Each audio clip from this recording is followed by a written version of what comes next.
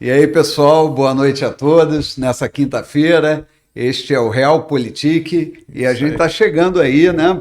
Meu nome é Renato Serra. Meu nome é Tiene Gonçalves. E é isso, Tiene. Hoje a gente está com uma responsabilidade enorme aqui na mesa. Nós dois na bancada aqui. Estamos sozinhos na bancada, mas a gente está muito bem acompanhado, né? Com certeza. Aí, para que vocês que estão acompanhando já o Realpolitik, a gente está no episódio 13 e agora, né? O general Ramírez foi chamado para uma missão agora muito nobre, né, dentro da fundação lá do Exército, uma fundação privada que cuida do patrimônio, né, do patrimônio de toda a Força Armada, militar, terrestre, e ele está lá como diretor executivo, né? Então é um trabalho que cuida exatamente de toda essa memória, né, que o Exército Brasileiro tem. Inclusive, eles estão com um projeto muito interessante aí, que é da restauração de todo o monumento dos pracinhas ali no aterro do Flamengo. Então, ele está pegando esses projetos e tal, mas ele se comprometeu de estar fazendo o panorama geopolítico, né? Escrevendo sobre o panorama geopolítico para a gente estar informando vocês toda quinta-feira. Isso também, a gente tem o apoio aí do Coronel Marcos Coutinho, né, que também nos dá os subsídios, né, do canal GRU. Então, com isso, a gente vai fazer esse trabalho, né, de estar reportando a vocês esse mundo, né, esse panorama do que está acontecendo na geopolítica, assim, sem muita firula, né, sem muita invenção, colocando a coisa da melhor forma. E hoje, além da baixa do general Ramírez, né, nós temos a baixa do nosso querido professor Júlio Fidelis, né? O Júlio Fidelis que está lá na FLIR, está lá na FLIR, está fazendo apresentações lá. Domingo é o ponto principal, porque ele vai estar numa mesa redonda com várias pessoas, fazendo um debate lá, vai ser bem interessante. Para quem não sabe o que é a FLIR, né? A FLIR é a Feira Literária de Resende. Então, gente, e ele está acontecendo lá no Parque de Exposições. Hoje é a abertura, né? E vai até domingo. Então, não percam essa oportunidade de vocês estarem no maior evento, né? Eu acho que do Sul Fluminense. Literário. Literário, né? Tirando ali a Flip de Paraty, né? Tirando a Flip e Resende, vamos dizer assim. É o maior. Tem o maior evento, né? Isso. Então, gente, vamos prestigiar, vamos estar lá na FLIR, né? Sim, então, com certeza. Levar as crianças de preferência, né? Isso daí. Tirar a criançada das telas, que isso daí está virando um problema sério dentro de algumas famílias. E ali tem muito livro, é muito voltado para o público infanto-juvenil, né? Isso. Inclusive, a edição agora é 14ª já, a FLIR, não é isso? Sim. Então, já formou uma geração de leitores, né? Então, você vê lá que muita gente que hoje lê e tal, começou a gostar de ler nessa feira. Então, vamos prestigiar quem estiver por perto, quem estiver aí na região, quem é de Resende. Dá uma chegadinha lá. Não deixe de ir à FLIR, tá certo? Então, deixando para lá as coisas, queremos saber o seguinte, você já se inscreveu no canal? Isso aí. E aí? Já clicou no sininho e ativou as notificações? É isso, aí você vai conhecer muito desse canal aqui, do Mais Que Podcast, desse projeto que a gente está fazendo, né, Tiene? Sim, com certeza. E a gente tem aqui 3 dias com vários temas, né? A gente tem segunda-feira com o nosso podcast, né? O Mais Que Podcast. A gente tem quinta-feira o Mais Que Realpolitik e o sexta-feira o Mais Que News, que a gente está aqui com um programa mais descontraído. Sempre às 19h30 nós estamos estreando aí o programa, então vocês acompanhem, se você se inscrever no canal vai receber as notificações e você vai poder estar aqui com a gente. Participando aqui com a gente. Então hoje, né, a gente está no dia do Realpolitik e é a primeira vez que a gente vai levar isso daqui nos ombros, os dois aqui. Então é isso aí, mas a gente não está sozinho, está muito bem acompanhado, né? Com certeza. Então vamos falar um pouco do panorama geopolítico aí, uma síntese do que foi essa última semana aí, do dia 4 ao dia 11 de junho, né? Sim. E a coisa está pegando fogo, né? Então vamos falar aí da expressão militar. Nós tivemos aí no dia 9 de junho a queda de um helicóptero Apache, né? Durante um incidente, um ataque, né? Do governo dos Estados Unidos lá, e esse helicóptero foi abatido, né? Intencionalmente. Os 2 tripulantes sobreviveram e foram resgatados por um drone naval americano, cara. Sim, isso é coisa bem curiosa, né? Muito legal. Então, isso daí... Mas o que aconteceu é que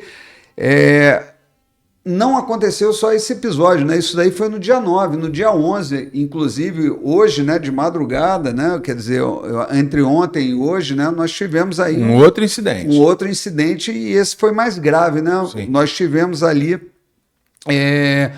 um ataque americano, né? Que foi feito aí com 47 mísseis Tomahawk em diversos alvos dentro do território iraniano. E esses mísseis tiveram aí como objetivo, né, dentro desse campo militar, né, do que a gente está falando, tiveram como objetivo... Bases navais, né? Não, foram lançadores de mísseis, radares e plataformas de lançamento de drones, né? Isso. Então, a ideia, né, foi fazer esse... dar um recado, né, ao Irã. Uma retaliação. Além de uma retaliação, pressionar esse acordo, que eles querem pressionar o acordo com o Irã, né? Porém, o Irã também reagiu a esse ataque, né, com o lançamento de 11 mísseis que foram para o Bahrein, Kuwait, Jordânia. Teherã acabou fechando o Estreito de Hormuz completamente. O fechamento completo do Estreito de Hormuz. Nesse momento, essa situação, Islamabad continua sendo vamos dizer, o local onde essas negociações permanecem no campo diplomático, sempre com essa pressão militar muito forte. Bom, o curioso é que o barril de petróleo caiu, o dólar se fortaleceu depois desse ataque, porque parece que as coisas estão caminhando por uma solução. Embora, para a pessoa, para o cidadão comum, como é que isso pode estar chegando a uma negociação, né? Se você está num momento de pressão de guerra, né? É guerra ou é negociação? Sim. Não. A gente tem que entender que a guerra também, né? Os ataques, tudo isso fazem parte da pressão política, né? Sim. O que está impedindo a negociação nesse momento o que mais impede, né, que haja esse fechamento de negociação é a questão nuclear, né? Sim. Nem se fala aí que o Irã tem aí cerca de 400 quilos de urânio enriquecido a 90%, que ele é muito acima do enriquecimento necessário para o uso em artefatos militares? Não, ele já está quase no enriquecimento para fazer uma bomba, né? Uhum. Mas esse enriquecimento é muito acima do uso civil, né? Do uso pacífico, né? Sim. De energia, por exemplo, de geração de energia atômica, você precisa de um urânio enriquecido, eu não sei, na casa dos 15%, 16%, não mais que isso. Então, quando você enriquece um urânio a 90%, você está assim, a um ponto de uso militar. De ter para uso militar. Já é para bomba suja, né? Se quiser usar para uma bomba suja, que é o caso de usar o urânio como contaminante, né? Não é uma explosão nuclear, mas você espalha, vamos dizer, esse resíduo radioativo, né? E vocês imaginem, né? O que foi, por exemplo, aqui em Goiânia, o Césio 137, né? Que foi apenas uma máquina de radiologia ali que abriram-se, né? O Césio ali de dentro de uma máquina, aquilo espalhou na cidade o dano que foi, né? Agora você imagina isso sendo pulverizado. Uma explosão no meio de uma cidade, quer dizer, o tipo de dano que isso traz. Então, é uma situação extremamente complicada, porque nem a agência, né, o Tiene, sabe a quantidade certa, né, de urânio que eles têm. Então, isso é uma situação bastante complicada. Então, mas a gente está torcendo aqui para que as coisas venham a se resolver o mais rápido possível. Porém, é o seguinte, nessa situação, também Israel, né, aproveitou para manter o seu ataque, né, ao Hezbollah, atingindo inclusive Beirute, né, com dias aí de ofensiva. Netanyahu chegou aí a um pronunciamento público, conclamando a população do Líbano, dizendo que ele não é inimigo do povo do Líbano, e sim o problema é o Hezbollah. Inclusive, o Hezbollah, ele se recusa, né? Embora ele esteja envolvido politicamente, né? Seja um partido político, esteja ocupando cadeira no parlamento do Líbano, ele não obedece ao Estado libanês, né? Ele mantém uma força armada paralela, um poder paralelo dentro. E esse poder é intimamente ligado ao Irã, né? Então eles têm ali uma total sinergia, né? Vamos dizer assim, com relação a isso. Então, dia 7 de julho, Israel realizou ataques de retaliação aos arredores de Beirute. Isso aconteceu após os drones do Hezbollah atingirem posições militares israelenses. Em 8 de junho, 5 pessoas foram mortas e 8 feridas por um ataque israelense a tiro no sul de Líbano, incluindo 4 paramédicos. A OMS registrou que nos 100 dias de intensificação da ofensiva israelense, que foi a partir de 2 de março de 2026, o saldo do Líbano já ultrapassa de 3.666 mortos e 11.321 feridos. O ministro da Defesa israelense ameaçou Beirute com ataques caso o Hezbollah prosseguir com seus disparos contra Israel, né? Nós temos aí como uma implicação geopolítica a autonomia de Israel em relação a Washington, conduzindo operações que comprometem diretamente as negociações americanas com o Irã. Obviamente, é essa questão, né, que inclusive nesse ataque agora que aconteceu, né, dia 11, que inclusive foi muito em cima aí para a gente estar atualizando esse vamos dizer, esse panorama, né? Mas a gente sabe que também, junto com esse ataque que foi feito pelo Irã às bases americanas nesses países do Oriente Médio, o Irã também aproveitou a oportunidade para, junto com o Hezbollah, também bombardear Israel, né? Então a situação, tiveram vários ataques em várias frentes, não foi, Tiago? Sim, aconteceram vários ataques. E o que está causando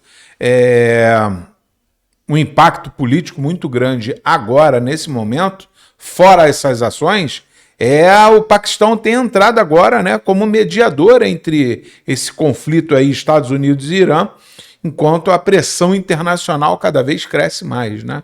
O Paquistão entra ali tentando promover a paz ali entre Estados Unidos e Irã, mas ainda é uma coisa que está no início, né? O Irã, inclusive, havia dito, né, havia sinalizado que tomaria uma ação ofensiva contra Israel se ele continuasse bombardeando o Hezbollah, né, no sul do Líbano. E foi o que aconteceu. E isso parece que são diversas frentes que vão se abrindo num teatro de conflitos, porém, eu não vejo por parte de Israel uma vontade, vamos dizer assim, de um cessar-fogo contra o Hezbollah antes deles assumirem todas as posições ali no sul do Líbano e realmente fechar um acordo com o governo libanês para tentar, de alguma forma, desmobilizar o braço armado do Hezbollah, né? E isso acontece segue... Eu estou um pouco rouco. A política, essa temperatura, né? Mas vamos lá. Ainda segue. Ainda nós temos, né, essa política de cortar cabeças, né, de ataque a lideranças. Então, Israel continua nessa política de ceifar lideranças do Hezbollah e do Irã. Sim. Quer dizer, com esses ataques. Então, inclusive o negociador iraniano, que é o Mohammad Bagher Kalibaf, declarou que o bloqueio naval norte-americano sobre os portos, em vigor desde abril, é um crime de guerra e uma conspiração do inimigo.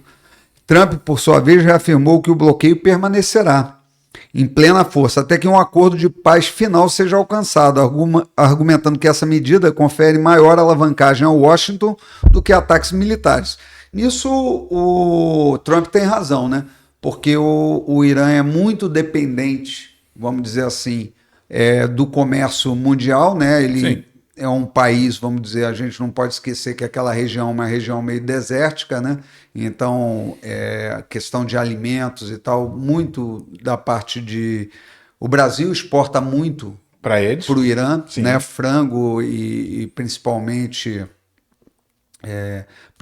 frango, né? Frango. Frango e ovinos também, eu acho. Sim. E tem até aqui uma política de como abater esses animais, Sim, né? Então, baseado na religião deles, tem da toda religião. Então, uma técnica meio lá de abate. complicado. Exatamente, é meio complicado ser fornecedor desses Sim. países e o Brasil se habilitou, né, nesse Sim. fornecimento. Isso é muito ruim para o Brasil, essa guerra, porque agora nós tivemos também, por parte da União Europeia, né, vários países ali, a suspensão, né, da importação de carne bovina. Né? Sim. E isso foi o governo brasileiro dormiu no ponto, né? Porque isso daí já vem desde o ano passado, a União Europeia pedindo informações sobre os antibióticos que são usados nos animais. Sim. O governo brasileiro engavetou, não respondeu. Bom, e agora eles suspenderam, né? Então, até que haja essa retomada, né, a gente vai ter um período aí de prejuízo, vamos dizer assim, para os produtores brasileiros, né? Bom, mas a gente voltando aí à questão dessa estratégia americana, né? Qual é a implicação geopolítica? O impasse evidencia a paralisia por equilíbrio de insuficiências. Nenhum beligerante possui capacidade decisiva para encerrar o conflito em seus próprios termos. O bloqueio naval americano, instrumento de coerção sem precedentes desde a crise dos mísseis em 1962, lá em Cuba, redesenha o equilíbrio de poder no Golfo Pérsico e mantém sob ameaça o fluxo de aproximadamente 20% do petróleo mundial. Porque uma coisa é o seguinte, as pessoas têm que entender que o estreito foi fechado por Teherã, né? Sim. O estreito está fechado. Tá fechado. Porém, completamente fechado. Completamente fechado a passagem. Mas uma outra coisa é o seguinte: também o bloqueio naval impede que navios aportem nos portos do Irã. Sim, com certeza. Então o bloqueio é total, né? Porque, Sim. por um lado, o Irã não deixa passar navio, e por outro, os Estados Unidos não deixam atracar. Sim. Então é uma situação ali, e realmente isso, com certeza, vai chamando a atenção da China por esse novo equilíbrio de poder naquela região. Sim. Então, é uma situação delicada, mas eu concordo, aqui o general diz muito bem, né? Paralisia por equilíbrio de insuficiências, quer dizer, não há nem por parte do Irã a capacidade de, vamos dizer, de afastar, rechaçar a ameaça americana, né? Garantir ali a sua posição de domínio da região, como também não tem dos Estados Unidos a capacidade, quer dizer, a capacidade dentro de uma guerra convencional, obviamente, né? A gente está falando de armamentos convencionais, estratégias convencionais, devido a vários fatores, né? O tamanho do país, situação armada do país, né? A organização militar do país e tal. E é óbvio que os Estados Unidos não... existe uma guerra, a guerra tem limites, né? A guerra ela é contra o aparato militar, ela não é uma guerra contra a população civil, né? Então, os ataques, inclusive, esses que aconteceram com os Tomahawks, são ataques de altíssima precisão, né? Você não vê notícia de vítimas civis, né? Você vê a destruição de equipamento militar, muito provavelmente algum militar que tivesse ali, obviamente, está... fazendo resguardo desse pessoal da liderança. Mas obviamente, se você vai atacar um lançador de mísseis móvel, tem um motorista, tem um auxiliar ali, tem um grupamento dentro do carro que faz a utilização ali do que obviamente do material. Vai ser baixa, né? Sim, com Vão se tornar baixas, mas são baixas militares, né? Sim. Mas a ideia dos Estados Unidos é atingir o equipamento e a população, na verdade, sofre mais com o bloqueio naval, né? Porque você, obviamente, que você cria uma carestia ali muito grande, né? Vamos falar então um pouco da Ucrânia também, né? A ofensiva russa, o ataque a Kharkiv e a rejeição das negociações. Então, aqui seguindo o panorama geopolítico do nosso querido general Ramírez, os ataques russos atingiram Kharkiv no dia 9 de junho, matando 5 pessoas e ferindo 16, inclusive crianças. Churruv também foi alvejada, com 3 mortos e 6 feridos. A análise do ISW de 5 de junho indica que avanços russos estagnaram, enquanto forças ucranianas obtiveram sucessos táticos localizados. Putin rejeitou publicamente a oferta de negociação de Zelensky, reafirmando a sua convicção de uma vitória militar inevitável. Nessa mesma semana, a Rússia lançou mísseis de cruzeiro e 216 drones em uma única noite. Em contraste, Rússia e Ucrânia realizaram troca de 185 prisioneiros de guerra cada, mediado pelos Emirados Árabes Unidos, sinalizando a manutenção de canais humanitários mínimos. Isso é muito bom durante uma guerra, você manter esse canal humanitário. Bom, qual a implicação geopolítica segundo o nosso querido general Ramírez? A rejeição de Putin sinaliza que o Kremlin aposta na exaustão ucraniana de longo prazo.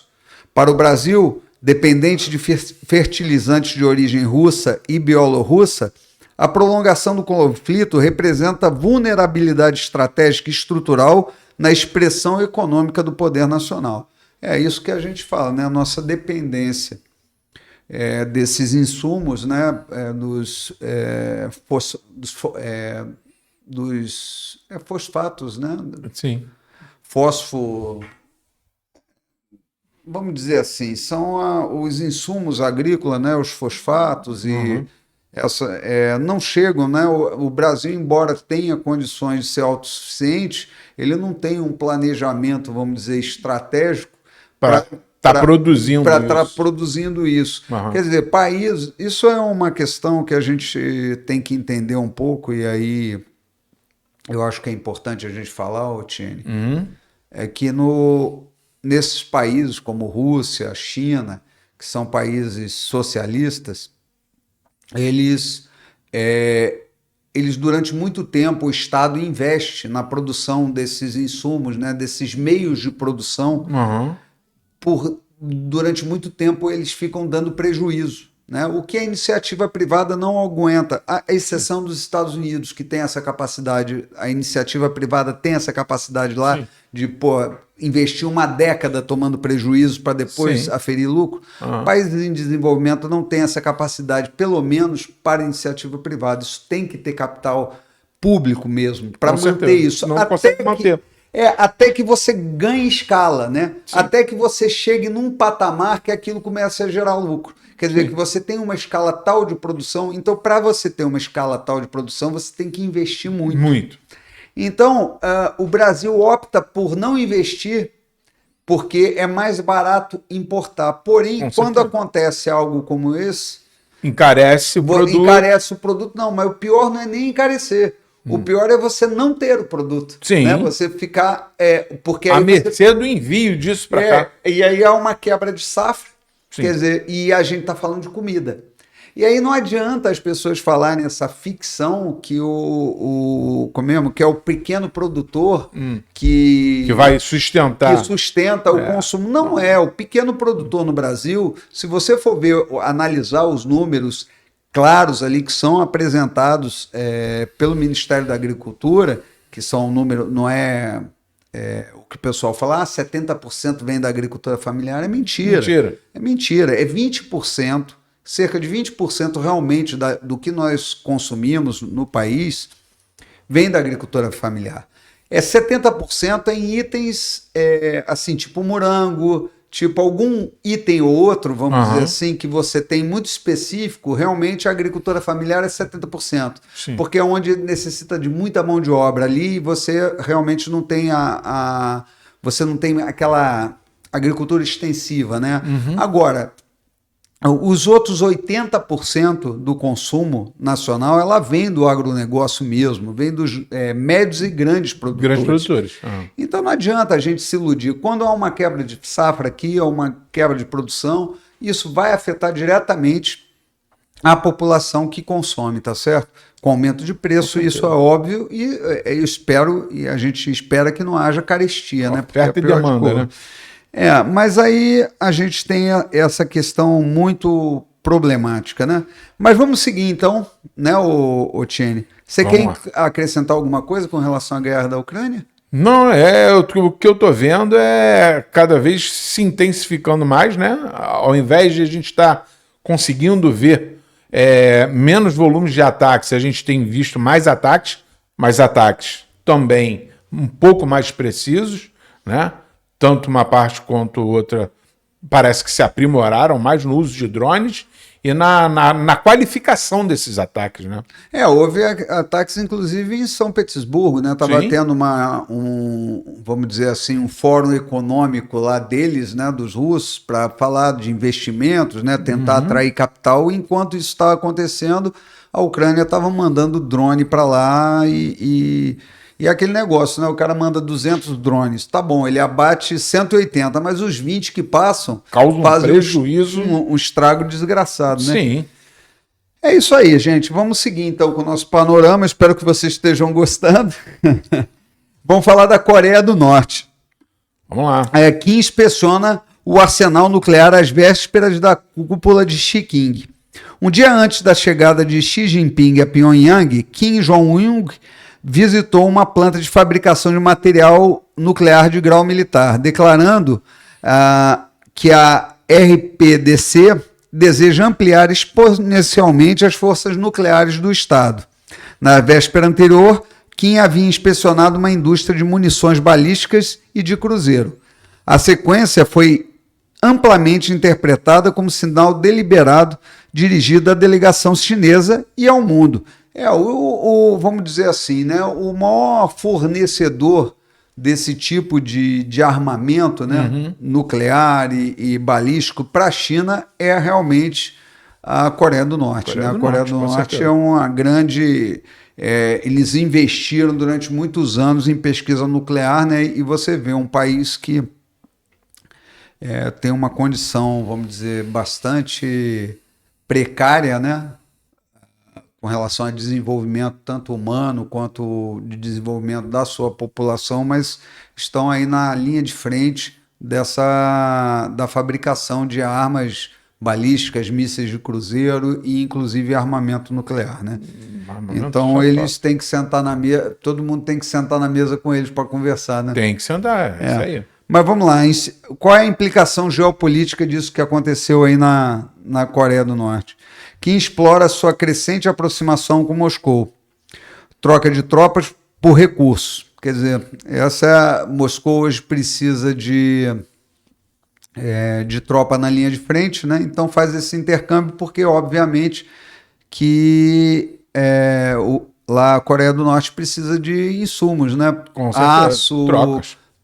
Urânio, precisa de coisas de materiais exatamente para seguir nesse processo de armamento. De armamento deles. E aí, para aumentar a alavancagem sobre Pequim, a demonstração pública de capacidade nuclear serve de argumento para que a China reconheça tacitamente o status nuclear norte-coreano, o que representaria o maior golpe do Tratado de Não Proliferação na história recente. Bom, segundo aqui segundo o general Ramirez, né, não existe essa relação muito boa entre a China e a Coreia do Norte. Sim. Eu vejo assim que há sim ali uma relação, talvez por baixo dos panos, de conveniência de muitas... de troca de capacidade, de tecnologia. Perfeito. Eu não vejo assim dois países inimigos, não, muito pelo contrário, mas vamos ver. Bom, vamos falar de expressão econômica, né? O Brasil, agora a gente vai falar um pouco aqui de Brasil. Segundo o general, ele destacou aqui, né, o general Ramírez, a sessão 301, né, que aconteceu agora, por coincidência, após a visita lá do candidato à presidência, né, o Flávio Bolsonaro. Sim. Que esteve lá, né? Esteve nos Inclusive, Estados Unidos, a gente vai comentar a respeito. Teve com o presidente, e a gente vai comentar a respeito também de outra decisão, mas vamos falar primeiro dessa. Mas acontece que após ele ir embora, veio essa questão aí da ameaça de taxação de 25% sobre produtos brasileiros. Sim. Obviamente que a gente está vivendo um período de narrativas políticas, né?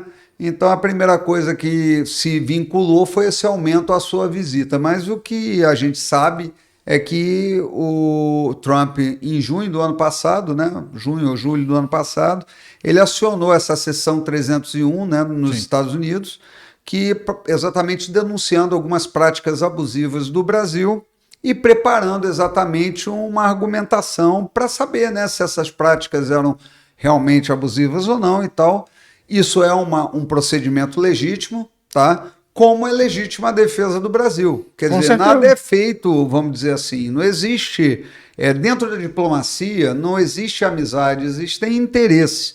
Então, existem os interesses dos Estados Unidos, eles estão fundamentando toda essa, vamos dizer, os motivos aos quais eles querem implementar essa taxação, e cabe agora ao Brasil, dentro do seu tempo de defesa, derrubar essa narrativa, vamos dizer, ou dizer, não, os fatos não são esses, mas são muito difíceis, né? Porque, por exemplo, algumas questões que são levantadas dentro da seção 301 o arrefecimento ao combate à corrupção com as ações do Supremo Tribunal Federal, que é muito citado nessa seção, inclusive com certeza, com o perdão de multas milionárias contra empresas que confessaram, né, práticas de corrupção no mundo inteiro. Quer dizer, o caso da Odebrecht não se limitou ao Brasil, né? Houve corrupções no Peru, houve corrupção na Colômbia, na Venezuela. Quer dizer, eles pagavam dinheiro para ganhar os contratos públicos lá. Então, isso, uma vez pego, a justiça condenando, havendo o acordo de leniência, havendo as punições, não se pode simplesmente numa canetada, né, um ministro anular tudo e dizer, não, isso não aconteceu. Principalmente o caso da Petrobras, né, que inclusive rodou dentro dos Estados Unidos na justiça americana. O Brasil foi obrigado a fazer um acordo, né, na ocasião, na época lá, por ter lesado, né, contribuintes americanos que... Investidores, contribuintes americanos e investidores que compraram papéis da empresa, e a empresa estava sendo, vamos dizer assim, tinha os seus balanços maquiados, mentira ali, e prejudicando deliberadamente o investidor, porque se a empresa ela tem lucro ou prejuízo operacional, faz parte do jogo, quer dizer, é iniciativa privada. Agora, se isso é feito de má fé, né, e principalmente impactando por um governo, o investidor, e principalmente de má fé, feito por um governo, né, aí obviamente que os Estados Unidos vai recorrer à justiça, e foi o que aconteceu. O Brasil teve que fazer um acordo bilionário, né, para não dizer trilionário, né, em bilhões de dólares, para exatamente pagar esse prejuízo que foi dado lá. Então, agora a gente está com esse problema. Fora isso, foi falado das questões do combate ao crime organizado, foi falado nas questões de trabalho escravo, foi falado nas questões de desmatamento, foram muitas...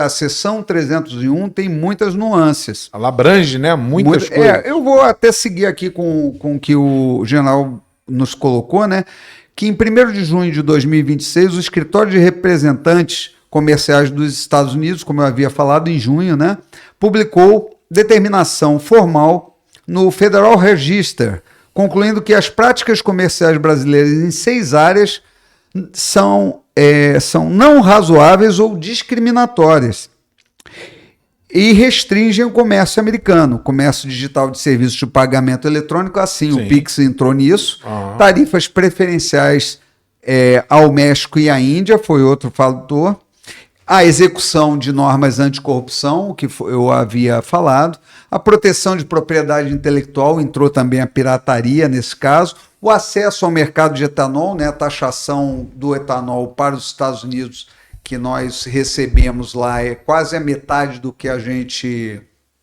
taxa o etanol que vem de cá, e desmatamento ilegal. Com medida corretiva, então, esse órgão propôs uma tarifa adicional de 25% sobre a ampla maioria de produtos das importações brasileiras, com prazo estatutário para a decisão final de 15 de julho de 2026. Ou seja, estamos aí há quase um mês dessa decisão. A audiência pública marcada para 6 de julho. A investigação havia sido aberta por ordem de Trump em julho de 2025. Ou seja, vai haver uma audiência pública E o Brasil, é óbvio, ele é notificado sobre isso e ele tem que tomar as providências, ele tem que deixar essa situação esclarecida e defender os seus interesses, tá certo? A implicação geopolítica. A seção 301 é um instrumento comercial de maior impacto estrutural disponível nos Estados Unidos, equivalente ao que foi aplicado contra a China na guerra tarifária de 2018. Para o Brasil, cuja pauta exportadora para os Estados Unidos supera 32 bilhões de dólares anuais, a efetivação das tarifas implicaria num choque exportador de primeira grandeza, em ano eleitoral. O timing da publicação entre a designação do PCC e CV como terroristas, 28 de maio, e as eleições de outubro, reforça a leitura de que Washington utiliza ferramentas econômicas como instrumento de pressão política sobre o governo Lula. Isso é claro, né? Vamos falar então a outra questão da expressão geopolítica, né? Mas aí a gente está falando, vamos dizer, deixa eu pegar aqui, que está de Paquistão. Assim, a expressão psicossocial, né? Para a gente manter um foco no Brasil, né? Já que a gente está falando, se mencionou a questão do CVV, da designação, né, do PCC e do CV como organizações terroristas. Vamos chegar aqui e vamos falar. Isso já está na expressão psicossocial. Avancei um pouco porque eu acho que o assunto está conectado. Em 28 de maio de 2026, o Departamento de Estado americano, por ato do secretário Marco Rubio, designou o primeiro comando da capital, PCC, e o Comando Vermelho, CV, como Specially Designated Global Terrorists, SDGTS, que é a sigla, com a designação formal como Foreign Terrorist Organization, tornada efetiva em 5 de junho. A medida prevista no Executive Order número 13224 aplica bloqueios de ativos, olha só, proibição de apoio material e restrições de visto a membros financiadores. O comunicado do State Department afirmou que as organizações comandam milhares de membros e suas redes ilícitas se estendem muito além das fronteiras do Brasil. Com certeza. O presidente Lula declarou que interpretaria a decisão como uma interferência eleitoral em favor do adversário Flávio Bolsonaro. A implicação geopolítica. A designação é o instrumento de pressão extraterritorial mais contundente do direito americano sobre atores não estatais. Além da dimensão repressiva, ela cria risco de compliance severo para empresas americanas e multinacionais com operações no Brasil, afetando o agronegócio, setor financeiro, distribuição de gás, empresas de logística. Para o governo Lula, a medida combina a pressão econômica que nós falamos lá da seção 301 e a simbólica do terrorismo, em sequência que aprofunda o contencioso bilateral em ano eleitoral, configurando o que os analistas denominaram como diplomacia de coerção americana sobre o Brasil. Eu chamo isso de diplomacia da marreta, né? É lógico. Agora, a questão é a seguinte, as pessoas vêm falando, não, mas isso é interferência no Brasil, é interferência no solo brasileiro. Não tem interferência nenhuma. Zero. A interferência é a seguinte, os Estados Unidos com essa ação, e o general foi muito preciso aqui com relação ao que realmente ela representa, né? Não, a extensão, né, do que eles fazem, ela cria essa pressão nas empresas, né, em multinacionais com relação a operações financeiras. Porque passa, uma vez declarado como organização terrorista, porque isso, inclusive, são leis que foram feitas lá desde 11 de setembro. Quando houve aquele atentado terrorista nos Estados Unidos, os Estados Unidos criou um arcabouço de proteção.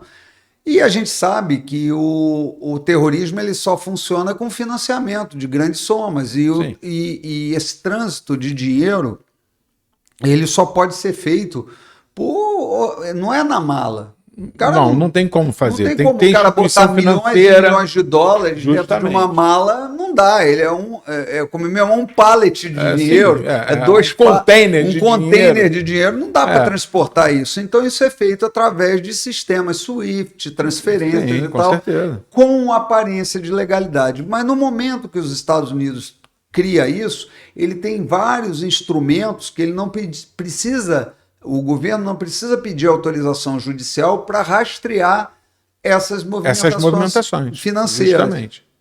E o que acontece? Qual é o grande problema disso? O primeiro problema é o seguinte: atinge, vamos dizer, em cheio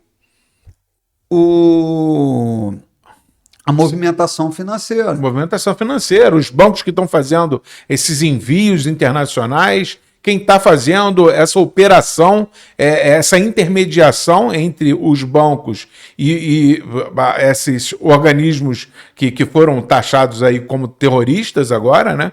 Então, toda essa... eles estão aplicando o follow the money, né? Siga o dinheiro. Sim. Então, eles pegam desde a sua saída do tráfico e dessas duas facções criminosas até a ponta onde esse dinheiro realmente ganha ar de legalidade. E a questão é a seguinte: o dinheiro ele não tem um endereço no dinheiro, não tem uma origem escrita no dinheiro. Então, o que os Estados Unidos passa a fazer é um rastreio das movimentações financeiras. E aí tem uma questão muito curiosa, porque o mesmo volume de dinheiro que é lavado, vamos dizer que essa operação se chama lavagem de dinheiro, né? Mandar esse dinheiro para fora em grandes volumes, é o mesmo mecanismo que faz a lavagem de dinheiro da corrupção. A corrupção política. Justamente. E o Brasil ele tem uma questão que várias vezes foi denunciada, né? Com relação ao uso, vamos dizer, dentro de um projeto político que envolve, inclusive, uma instância denominada Foro de São Paulo, esse trânsito de dinheiro ilícito entre países para financiar eleições, financiar... Perfeito. Então, minha leitura é que os Estados Unidos, isso já estava para ser feito há muito tempo, né? Eles estavam segurando. Eu acho que a minha leitura com relação a isso, que o Flávio pode ter sido decisivo nessa questão, que é o seguinte: esse repatriamento de dinheiro que está lá fora, né? Que esses ativos vão ser congelados. Esse repatriamento de dinheiro que foi colocado para fora, não. Eu estou falando o seguinte: o dinheiro que foi colocado para fora ilicitamente, ele é repatriado na eleição. Sim. Esse movimento de jogar para fora e proteger o dinheiro da corrupção, ele volta como caixa 2 na época de eleição. Na época de eleição, com certeza. Então, quando ele faz isso, o que os Estados Unidos sinalizam? Vai ser difícil você repatriar esse dinheiro. Sim. No momento que essa movimentação foi identificada, esses ativos vão ser congelados até que se investigue. E isso, veja bem, a gente está em junho, a eleição é em outubro. 4 meses. O cara chegar e congelar um ativo desse tamanho durante 4 meses é simples. Sim. É fácil. É fácil de fazer. É fácil fazer. Ele não está roubando dinheiro, ele está simplesmente congelando até que se façam as investigações. Justamente, está se resguardando. E aí o que acontece? Isso é um impacto grande, vamos dizer assim, para os mecanismos que já nós conhecemos. Com certeza. Que são os mecanismos que foram utilizados durante esse período do Petrolão, durante o período do Mensalão, durante esses períodos, vamos dizer, desses escândalos, né, que tem como comum, né, esse trânsito, vamos dizer, de dinheiro para fora do país, financiamentos, por exemplo, do BNDES para obras que vão fora do país, tudo isso é óbvio que tem ali até por questões de como, né, a prática política que é feita, vamos dizer, pelo PT, né, notoriamente a gente sabe, eles têm essa parte ideológica, né, de criar, vamos dizer, um grande força no sul global, né, de ter o grande agente do sul global e financiar esses atores, né, vamos dizer, em países periféricos. E é óbvio que no momento que eles fazem isso, eles também têm o retorno mais à frente, né? Lógico que tem. Esse recurso retorna. Retorna. Retorna, mas não retorna para o Estado, né? Ele retorna para o partido. Isso. Então, essas coisas eu acredito que vão afetar muito o aspecto eleitoral, mas positivamente, porque não havendo esse recurso, é muito provável que um baque haja um equilíbrio. na estrutura, um equilíbrio mais justo na questão eleitoral, né? Sim. Mas vamos voltar aqui. Eu acho que o assunto é bom, mas vamos falar um pouquinho ainda dos aspectos, né, que a gente está falando da expressão econômica, né? Então nós temos, voltando ali para o... Aliás, voltando não, indo para a Copa do Mundo. Assim. Né? A expressão econômica aí é a Copa do Mundo de 2026 e a geopolítica econômica do mega evento. Com a abertura no Estádio Azteca, que foi hoje, né? Sim. Cidade do México, dia 11 de junho, a Copa do Mundo da FIFA 2026 vai ser a maior da história, né? Sim. Com 48 seleções, 104 jogos, em 3 países. em 16 cidades dos Estados Unidos, México e Canadá. São aí, 3 países, 3 países. Né? Projeta as receitas de até 12 bilhões de dólares. O evento é percebido como vitrine da projeção global de Trump, mas coincide com tensões comerciais não resolvidas entre 3 países co-anfitriões: crise migratória e conflito com os Estados Unidos, Israel e Irã. Sim. A implicação geopolítica. A Copa materializa o soft power americano como instrumento de legitimação de liderança hemisférica. Simultaneamente, a presença do Irã no torneio, país em guerra com os Estados Unidos, e as restrições de visto a torcedores de países muçulmanos transformam o evento em arena de contradições geopolíticas, que a FIFA terá dificuldade de administrar. Cara, eu ouvi falar também que esse negócio, o time iraniano, né? Ele não pode dormir nos Estados Unidos, né? Não pode. Ele não tem que jogar, tem que pegar... Joga e sai. E sai, tem que ir ou para os Estados Unidos ou para o México.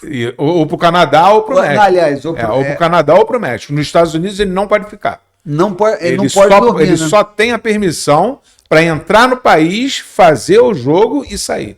Mas você vê, né, que loucura, cara, esse negócio. É o impacto de tudo que está acontecendo no mundo está refletindo na Copa do Mundo. Não, mas eu digo né? assim, os Estados, para você ver a força desse país, né? Sim, com certeza. Que a gente está falando, porque enquanto está rolando um conflito, vamos dizer assim, um conflito pesado, os Estados Unidos não esperavam enfrentar um inimigo tão bem preparado como e tanto tempo. Não, e tão bem preparado e com tantas capacidades ofensivas. Entendeu? Ele não esperava isso. Não. Mesmo assim, tá se preparando o evento. O time do país ao qual ele está em guerra vai jogar o evento, vai ficar lá, vai jogar o evento. E ele cria essa situação de aparente normalidade no meio de um conflito complicado, né? Então, eu aí volto ao termo do nosso querido General Ramírez, que infelizmente não pôde estar aqui, né?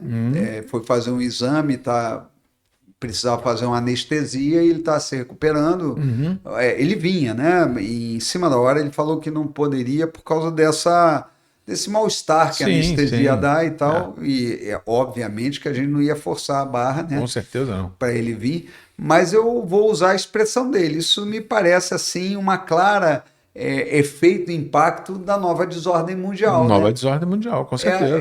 A gente vive num período de desordenação total, né, cara? E isso são consequências, né, que a gente está vendo. Mas, gente, a Copa do Mundo, né? E a gente espera Brasil sábado aí para começar a ter um desempenho legal e tal, para que a gente possa acertar, né, toda essa pelo menos ter um período, né, de certa leveza, né, que não ocorra nada, né, como ocorreu, por exemplo, naqueles Jogos Olímpicos de Berlim ou Helsinki, que houve o sequestro. O sequestro? Munique, né? Munique, né? Que foi o sequestro lá dos judeus, né? Sim, isso aí. Na época. Perfeito. Houve um atentado. A gente espera que essa Copa transcorra sem dentro de uma grandes normalidade, problemas, embora deve estar todo mundo assim muito ligado, né? Porque a situação não é boa nem internamente, né? Sim. Porque a gente sabe que a democracia americana ela abre espaço para diversas formas de expressão, de pensamento, a liberdade lá é muito grande e também muita gente extrapola, né? Com e certeza. existem dentro do próprio país pessoas mais extremas, né, capazes de atos, como a gente vê o tempo todo aí, atentados. Né, em escolas, atentados contra governantes. E né, fica formado ali todo um clima propício para uma coisa dessa acontecer. Exatamente, um evento como esse gigante como esse. Gigante é um lugar que qualquer atentado, ele tem um impacto global, né? Ele vai ser visto pelo mundo inteiro. Pelo mundo inteiro. Então, e isso independente se ele for praticado dentro dos Estados Unidos, no México ou no Canadá. Sim. Onde ele for praticado, vai ser um impacto absurdo. Então a gente tem que ter muito cuidado, rezar muito para que não haja nada, né? Que pelo menos sempre no esporte, né? Sempre nessa... É curioso que na história da humanidade o esporte sempre foi um momento de apaziguar as coisas e amainar esses conflitos, né? E quem sabe, durante esse período, com essa intensificação dos bloqueios lá, não force, né, a finalmente chegar a um acordo, vamos dizer, dos Estados Unidos ali, Estados Unidos, Israel e Irã, né? O que eu acho que ele vai vir, mas ele só vem mesmo com a força das armas, né? Eu não vejo, sem a diplomacia da marreta mesmo e sem essa demonstração de força entre os lados, eu não acredito que você consiga um processo de paz duradouro ali. Justamente. Então, vamos esperar que as coisas aconteçam.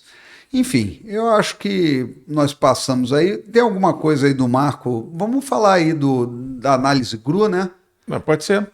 Não, olha só. Tem mais um assunto aqui que eu não peguei. Peraí. Vamos falar também da corrida eleitoral, né? Da pressão. A gente está falando aqui. Sim. Ele fez um capítulo aqui sobre a América do Sul e Brasil, né? A geopolítica no Brasil e na América do Sul. Então a gente está falando do Brasil, da corrida eleitoral e pressão de Washington, né? Pesquisas do Datafolha divulgadas na semana indicam um empate técnico com Lula do PT e Flávio Bolsonaro. No eventual segundo turno, primeira rodada, Lula 40, Flávio 31, o candidato Renan Santos, partido Missão, declarado em maio, expandiu suas intenções de voto para 16%. O escândalo de financiamento do campo Bolsonaro, caso Vorcaro, impactou negativamente Flávio. Analistas identificam pressão crescente da administração Trump sobre o campo político brasileiro, com Washington apoiando candidatos conservadores na América Latina. Implicação geopolítica. A disputa eleitoral brasileira adquire dimensão geopolítica direta. O desfecho de outubro condicionará o alinhamento do maior país do sul global com os BRICS, China, ou com Washington, campo bolsonarista, né? Então, BRICS, China, campo Lula, Washington, campo bolsonarista. Pelo menos até 2030, afetando o acordo da Mercosul-União Europeia e a arquitetura financeira do sul global. Isso eu concordo, o general está completamente certo, né, com relação a isso. Essa eleição ela é determinante sobre o alinhamento, vamos dizer, que eu acho lamentável, né, que você tenha esses alinhamentos automáticos tanto com os Estados Unidos quanto com a China. Nós temos interesses nós temos interesses no alinhamento com Rússia, com China, com os Estados Unidos, né, com a União Europeia. A questão não existem amigos, né? Obviamente que eu me sinto muito mais ocidental, né? Sim, lógico. Eu me sinto ocidental, não me sinto uma pessoa, vamos dizer assim, do leste europeu. Eu me sinto um ocidental muito mais ligado a valores norte-americanos. Inclusive, a nossa esquerda brasileira, ela pega todo o lixo cultural norte-americano e importa para cá, né? Também. Esse negócio de ideologia de gênero, racismo estrutural, todo essa agenda woke aí que eles tentaram implantar. Então, até a esquerda brasileira, ela tem essa, vamos dizer assim, esse caráter ocidentalizado dessa identificação, vamos dizer assim, com o Ocidente. Então eu não vejo o Brasil muito identificado com o autoritarismo, com a questão, vamos dizer, embora a gente tenha um público socialista considerável, né, vamos dizer assim, no Brasil, o Brasil é um país mais conservador, mais ligado a questões, vamos dizer, formações religiosas, né? O Brasil é mais religioso, o Brasil é um país mais ligado a isso. Tenta manter tradições, né? É um país ligado, que dá valor, né, à tradição, ao patriotismo, à família, à religião. Quer dizer, ele tem esses laços são muito fortes. Muito fortes. Então, eu acredito que a gente tem, mas de qualquer forma, quando a gente fala de geopolítica e de relações internacionais, o que entra são interesses. Aí entra realmente o pragmatismo, né? Porque a gente está dentro de um país, a gente deve cuidar dos nossos, a gente deve ter princípios e valores que estão meio perdidos, mas a gente deve ter isso com relação à nossa população e a gente tem que fazer o melhor para ela. Né? Então, os acordos comerciais, as relações, elas têm que ser muito bem definidos, os investimentos, eles têm que ser bem claros, e que o objetivo deva trazer crescimento, desenvolvimento, melhoria de qualidade de vida, né? Justiça social para o nosso país. Nossa população. Eu acho que é simplesmente isso. Venezuela, transição pós-Maduro, né? Incerteza e governança. O processo de transição política da Venezuela, iniciado em janeiro com a captura de Maduro por forças especiais americanas, permanece em estado de indefinição. Edmundo González, reconhecido pelos Estados Unidos como presidente legítimo, exige a libertação de prisioneiros políticos como pré-condição para a transição democrática real. Trump declarou que os Estados Unidos estão no comando e indicou a manutenção do regime chavista, sob Delcy Rodrigues como presidente interina, para garantir a estabilidade operacional. Isso daí é claro, né? Os Estados Unidos, eu acho que a intervenção na Venezuela foi segundo o General Ramírez, seria o ponto final, vamos dizer assim, da desordem mundial, né? Foi o ápice, né, da nossa desordem mundial, essa operação, inclusive está no livro dele, e quem ainda não leu, vá ler. Que vale a pena. Vale a pena. A questão é essa, né, Tiane? Os Estados Unidos foi muito preciso, né? Porque eles retiraram o problema de dentro da Venezuela, né? Que era minimizando qualquer aresta que pudesse aparecer ali. Colocou a vice, né? Vamos dizer assim, dizendo: olha, não estou contra o regime de vocês, eu quero que vocês normalizem o regime. Controlou o fluxo de petróleo e de capital lá dentro, quer dizer, o dinheiro ali, na verdade, ia todo para a cúpula, né? E nada para a população. A população está começando a ver algum investimento público agora, quer dizer, uma retomada de normalidade.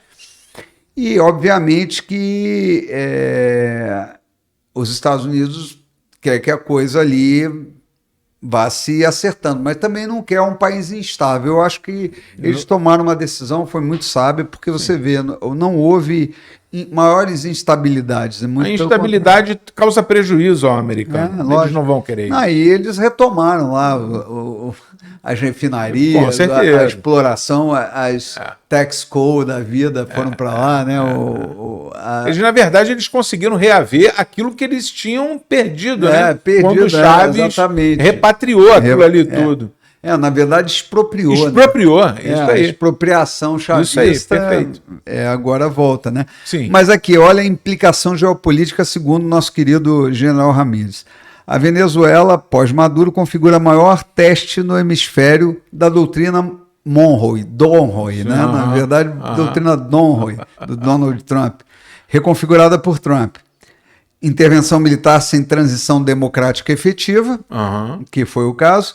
Para o Brasil, o cenário cria dilema diplomático grave entre apoio à legitimidade de González e a gestão do fluxo de refugiados venezuelanos para o Brasil. Isso aí. Bom, vamos continuar fechando aqui com o nosso panorama com a América do Sul, a Colômbia, as eleições e instabilidade andina. As eleições presidenciais colombianas de julho de 2026 devem ou por candidatos populistas no segundo turno, dia 21 de junho, sem candidatura centrista competitiva. A gente está vivendo um mundo de polaridade. Polaridade, né? com certeza. Na Então, América do Sul, então... isso, claro. É. O presidente Gustavo Petro... Não só na América do Sul, tá? Desculpe até interromper, mas na Europa também. Sim, com certeza. A gente está vendo, inclusive, reações a essa... E eu acho que todas essas reações são essa... A direita está ganhando fôlego no mundo todo. Porque a esquerda não conseguiu dar uma resposta efetiva para essa questão de imigração, para a questão de perda de identidade nacional, essa questão de globalização. Muito pelo contrário, os conflitos são muito grandes, né? Então, e a própria qualidade de vida da população mudou muito. Mudou e tal. Então esse reequilíbrio é meio complicado. Sim. O presidente Gustavo Petro, em fim de mandato, tem seu governo fragilizado por crise de governabilidade e tensões com Washington sobre política antidrogas. Sim. Afinal de contas, ele acha que a cocaína deveria ser comercializada liberada. Isso aí. O resultado colombiano amplia a instabilidade no arco andino. Implicação geopolítica, segundo o nosso querido General Ramírez. Para o Brasil, a eleição colombiana, com desfecho populista, impacta a política de segurança fronteiriça e o combate ao narcotráfico transnacional no eixo Amazônia-Orinoco. Isso aí.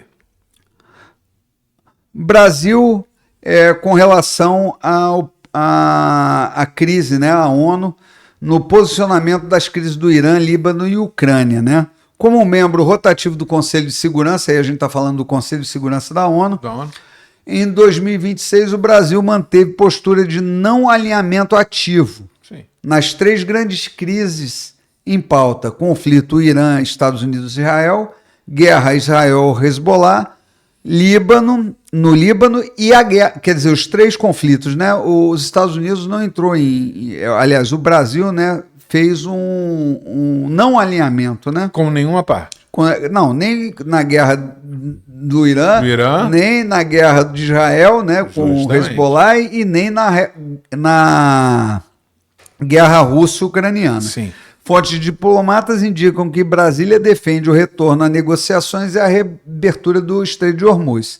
A escalada de 9, 10 e 11 de junho, com o abate do Apache, as represálias iranianas em Bahrein e Jordânia, o bombardeio dos Estados Unidos dentro do território iraniano com os Patriots, né, e a resposta do Irã, né, com os ataques às bases americanas ali no Oriente Médio.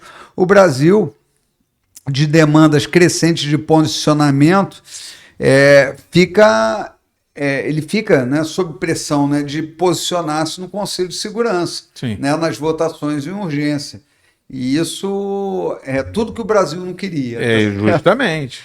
Então, até porque ele poderia ir contra, entre aspas, aliados dele. E ele não quer colocar nessa situação. Eu acho que a questão é a seguinte: toda vez que você tem um governo, vamos dizer, que se pauta por ideologia, seja de direita, seja de esquerda, você perde a legitimidade vamos dizer assim, de exercer o papel de mediador. Sim. O Brasil sempre foi um mediador de conflitos, mas ele perde essa capacidade no momento que ele se alinha, vamos dizer, ideologicamente com um lado. Isso aí. E quando ele começa a falar demais, o governo falar demais. Eu acho que o governo, eu gosto muito da China. O chinês, eu admiro muito o chinês, que em qualquer situação ele fala muito pouco. Sim. Né? Ele, nas situações de conflito, ele se posiciona tem muita tranquilidade com as palavras, tá certo? Sim. E não perde a linha. O Brasil não. A gente, infelizmente, nós temos um presidente que gosta de uma retórica mais inflamada, para, inclusive, atiçar a sua militância, né? Sim, contra adversários. Contra o capitalismo, aqueles discursos, né, tudo da boca para fora, mas que a militância, vamos dizer, de esquerda, ela se inflama, né, nesse discurso. Então ele prefere jogar com a militância do que jogar com a racionalidade. Sim. Porque se a gente mantivesse uma posição mais conciliatória no tabuleiro, a gente poderia exercer aquele papel histórico que o Brasil tinha De mediação. de mediação de soft power, que acabou. Né? Nós estamos agora, nós não somos mais convidados para esse tipo de protagonismo, né? Sim. Então a gente perdeu esse protagonismo, infelizmente.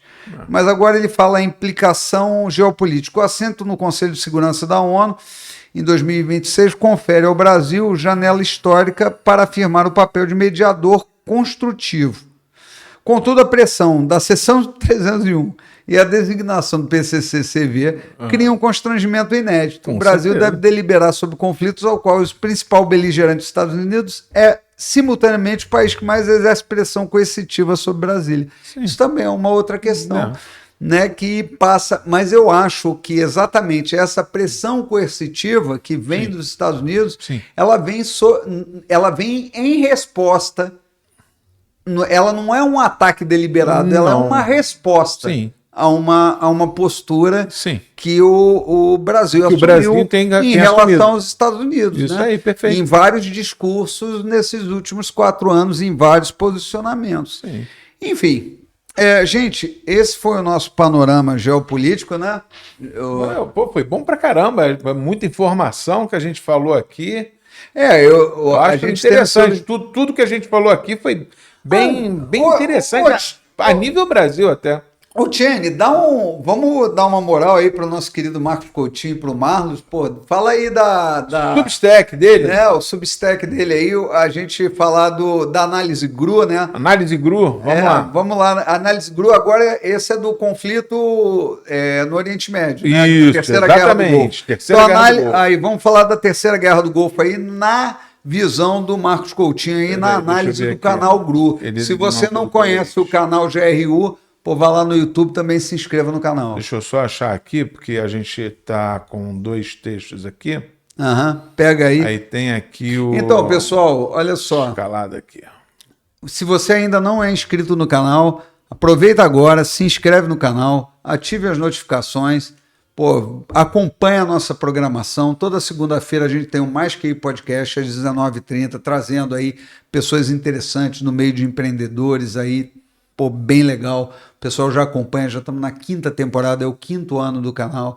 A gente tem aí o Realpolitik, né, que é esse programa novo aí. Hoje a gente está meio desfalcado, mas a gente costuma estar com a mesa cheia aí, com gente de fora falando. Semana que vem, inclusive, Otiene, o Marlos do canal GR1 disse que vai estar aqui.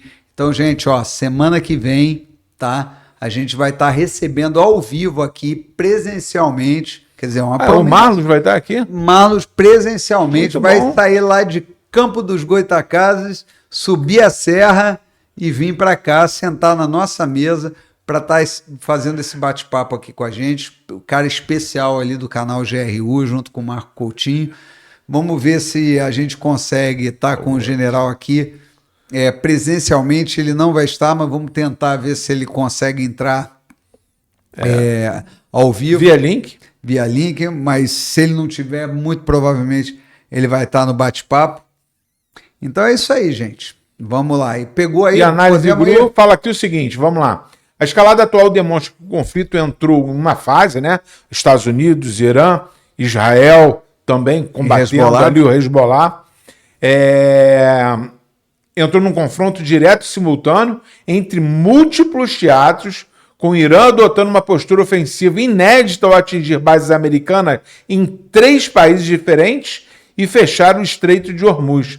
A resposta dos Estados Unidos, baseada em ataque e precisão, fazem também a pressão militar, né, para forçar negociações, indica que Washington aposta em coerção estratégica, é o que a gente estava falando, né? Coerção estratégica, mas corre o risco de provocar uma reação ainda mais ampla de Teherã e seus aliados regionais. O envolvimento crescente do Hezbollah e a continuidade dos ataques israelenses no Líbano sugerem que o conflito pode se expandir para um cenário de guerra regional plena. No campo político, a mediação paquistanesa revela a busca de novos atores por protagonismo diplomático, né? mas também expõe fragilidades internas e riscos geopolíticos significativos. A pressão internacional sobre o programa nuclear iraniano adiciona mais uma camada de tensão a um ambiente já saturado de incertezas. Rapaz, isso daí é a análise do nosso querido Marcos Coutinho, né? E eu vou te falar, cara, esse é o quadro. Né? Esse é o quadro que está. É o quadro pintado. É o quadro aí. Pintado. E você, gente, a gente está vivendo a história no momento, cara. É exatamente isso. Daí é a história acontecendo nos olhos aí. O que a gente, o general preparou aqui, ele preparou. Na verdade, a gente teve que fazer uma adaptação, né, do texto dele, porque ele fez uma preparação do dia 4 ao dia 10. Dia 11 já aconteceram. Quer dizer, hoje... Novos eventos, né? Então a coisa está acontecendo, tá virando. Pode ser que hoje a gente receba notícias aí mais à frente. E mais impactantes ainda. Mais impactantes. Ou a gente pode vir numa notícia de um acordo de paz. Quer dizer, com certeza. Tudo isso é história acontecendo ao vivo. Então...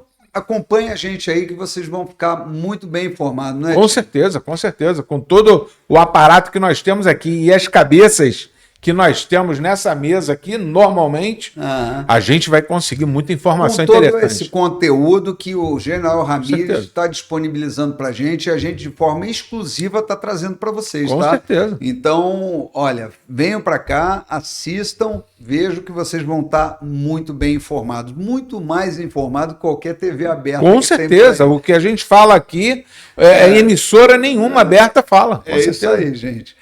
É isso aí, olha, uma boa noite para todos e eu espero vê-los na próxima quinta-feira no Real Politique. Mais QI Real Politique. Isso aí. E amanhã? Amanhã a gente tem o Mais QI News. Então se inscreva no canal. Um programa mais descontraído. Um programa mais legal, aí vocês vão gostar. Sexta-feira é um dia mais que tem que ter mais light. Mais light. Isso aí, gente. Então até amanhã, a gente se vê. Forte abraço. Um abraço.